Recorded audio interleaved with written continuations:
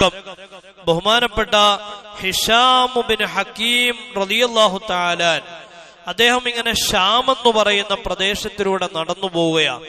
നടന്നു പോകുമ്പോൾ കുറച്ചാളുകളെ വെയിലത്ത് നിർത്തി ശിക്ഷിക്കുന്നതായിട്ട് ബഹുമാനപ്പെട്ടവര് കണ്ടു. പൊരി വെയിലത്ത് നിർത്തിയിരിക്കുകയാണ് അവിടുത്തെ അന്നത്തെ ഭരണാധികാരിയെ.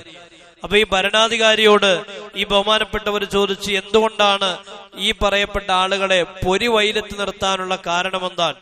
അപ്പൊ പറഞ്ഞ് ശിക്ഷ കൊടുക്കുകയാണ്. എന്തിനുള്ള ശിക്ഷ? ഇവര് ജിസിയ, നികുതി, കരമടയ്ക്കാത്ത ആളുകളാണ്.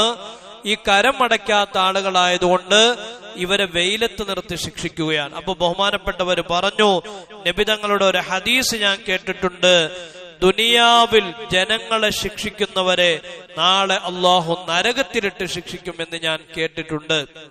അതുകൊണ്ട് എത്രയും പെട്ടെന്ന് ഇവരെ മോചിപ്പിച്ചു വിടൂ എന്ന് ബഹുമാനപ്പെട്ട ഹിഷാം ബിൻ ഹക്കീം ആ മനുഷ്യനോട് പറഞ്ഞതായിട്ട് എന്ത് ചെയ്യാ ചരിത്രത്തിൽ കാണാൻ കഴിയും. അപ്പൊ അകാരണമായിട്ട് നാം കാരണം ഒരാൾ ഇടങ്ങേറിലാവാൻ കാരണമാവരുത്. നമ്മൾ കാരണം ഒരാൾ പ്രയാസപ്പെടരുത്.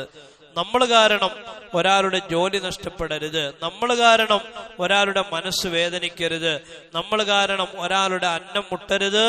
നമ്മൾ കാരണം ഒരാൾ ജയിലിൽ പോവരുത്. നമ്മൾ കാരണം ഒരാൾ കൊല്ലപ്പെടരുത്. അങ്ങനെ ചെയ്താൽ നരകം നമുക്ക് വേണ്ടിയുള്ളതാണ്.